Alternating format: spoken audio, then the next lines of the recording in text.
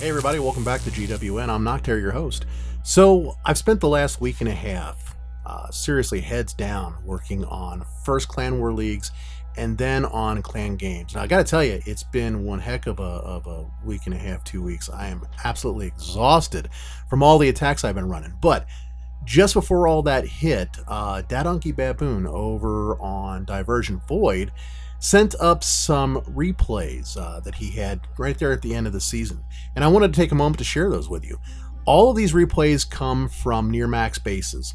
And by that I mean bases that have maxed out defenses and typically maxed out resource, army type buildings as well, and just have walls left. And you'll find that a lot of players are working on just their walls right now, getting them up to level 8.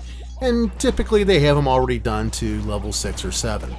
That's the case with this particular base. So what Baboon does here is he starts off with a big Bard, and these ground attacks with cannon carts work really well against these bases with the big open middle.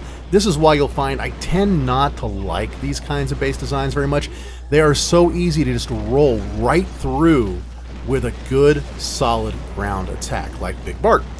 And that's exactly what Baboon does here. I mean, he comes in from the left hand side, he wipes out the walls to open the entire base up, forms up that offensive line, and then just boom, walks right through the base. And in the end, he ends up walking away with a 3-star 100%. Takes down these last few buildings up towards the top with his cannon carts, and I don't know, is that... Yeah, I think they're going to get it. Boom. Oh well, maybe the bombers did get the last little bit, but they did get a pretty good portion of the base. And he's a very diversified attacker, Baboon. You'll see he's got at least 3 totally different attacks here. We've got, first of all, the Big Bard, and then we have a minion drops, another Big Bard, a drop Mitch, and then a final Big Bard to close it out. I think he kind of favors the Big Bard attack, but then again, that makes sense because most of the time, the best attack that you can run is going to be one that you run on the ground at Builder Hall 8. So the second attack, it's a minion drops. And what makes this one different? Well, first of all, it's more or less a diamond-shaped base. Second of all, you've got multiple layers of walls, and they're kind of spread out with buildings in between. So, yeah, you could do a ground attack, but an air attack will work really nice against a base like this. And even better, those air bombs are all the way off to the side, and you can see them all the way up there on the top right. When you put your air bombs down in a base, you want them to be a little bit more towards the center. You want a couple buildings between them and the outside, because usually if they're out like that, they're kind of exposed. And there's 2 different ways to come at this with an air attack. I mean, you can come from the left side, as you see here, where you're on the opposite side of the air bombs. You got a nice long workup, a little bit higher risk, but you tend to get a much higher percentage. If your balloons bunch up in front of that splash damage, then you could be in trouble and your attack won't do as well. But if you've got an opening like you do right there on the left-hand side that battle machine came in, and you can get them in time to distract something like, say, the roaster, the splash damage, your beta minions will last a little bit longer, and you usually can get away with a little bit more. Another way to attack this would be to come from the right and go straight at the air bombs, and lots of people do that. You'll see Benjen Stark do that a lot in the replays I've shared with him. Either way will typically work very well. In this case, we can see that Baboon decided to come from the far side and work his way up, and it worked out really very well. Some minions left over at the end to clear out those army camps, and he walks away with yet another 3-star 100%. Flipping back after this one over to another ground attack, and we bring Big Bard in from the bottom left and right to clear out those junk buildings, in this case army camps on the outside. And once they're gone, you can start to work on the main run of your attack. When you've got those junk buildings, they're there to slow your troops down, kind of distract them, pull them off course and so forth. Get rid of them, and then just start to send in the bombers, the giants, the tank, cannon carts to do the big damage, and just, you know, once again, form up your offensive line and walk right through the base. Works out very well, especially if the giant cannon doesn't start to take everything out at a distance, because that cannonball just keeps on going forever and ever and ever and ever. But works well for Baboon here. You see he's still got a couple of Rage Barbarians left over that he'll trickle in. And the cannon, giant cannon, the cannon carts form up on it, manage to take it out. Gives a little bit more cover to the battle machine so he can last a little bit longer and work his way up to the builder hall. And then they take down that Mega Tesla, and really that pretty much eliminates all that this base has to defend with. Everything focuses attention on the battle machine, and the cannon carts can just kind of sweep the last few buildings until finally the battle machine takes out the last archer tower for the next 3-star. Now, talking about Drop Mitch, we've run Drop Mitch videos, 2 or 3 of them over the last month and a half, I think it is.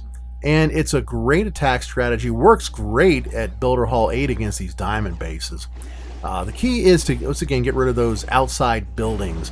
Once they're gone, you can start to send in your tanks and then drop your Night Witches and let the bats get in there to do their thing. The bats are going to distract a lot of defenses, while at the same time being a horde of bats bouncing up and down on top of the defenses to take them down. So they do double duty. Night Witches, you know, they don't do a whole lot of damage themselves. They do a little bit, but it takes them a while to get in there to do it. It's more the bats that we need out of the Drop Mitch from the Night Witches. And that's why you really only need 2 camps. That gives you a pretty good number of bats to go in and do their work.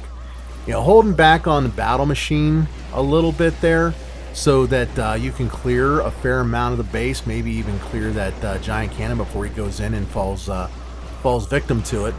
This base, like a couple of others we've seen in the diamond base, got a nice little opening over there on the left-hand side that is just perfect for the battle machine to work his way in. And Baboon times it pretty well. The giant cannon only gets 1 shot off on him, and by the time that happens, the beta minions are on it, and it takes them down. So they're able to take it out of play. The battle machine will stick around just long enough to take out the air bombs and the archer tower, and then we've got just a couple of witches left, and the last one goes down to the roaster. And that's a good thing, because that releases another batch of bats who can work their way over and take out a few more buildings, including the last sliver of life on the roaster, so that we get the 3-star again. Our last replay is against a bracket base. You guys know I have a real love-hate relationship with this base. I redesigned one way back when, back at the beginning of Builder Hall 8, and with it. But the way to beat these bases, if you're going to use an attack like Big Bart, you want to clear the outside buildings, break down the wall, and then just flood the base with tanks and cannons. In this case, of course, Boxer Giants being your tank of choice. The Boxer Giants will continue to work their way through and beat on the defenses, but their main job is either to soak up the defensive fire or to redirect that giant cannon so that it doesn't lock onto something that could potentially take out the cannon carts. If you can keep your cannon carts alive, as you see was done here, then you get that giant cannon gone and you got a really good chance of a high 2-star or 3-star on these bases. A little high risk coming up from the top there, the furthest point away from the builder hall. Some people won't do it, they'll come from the other direction. But when this works out, it pays off very, very well.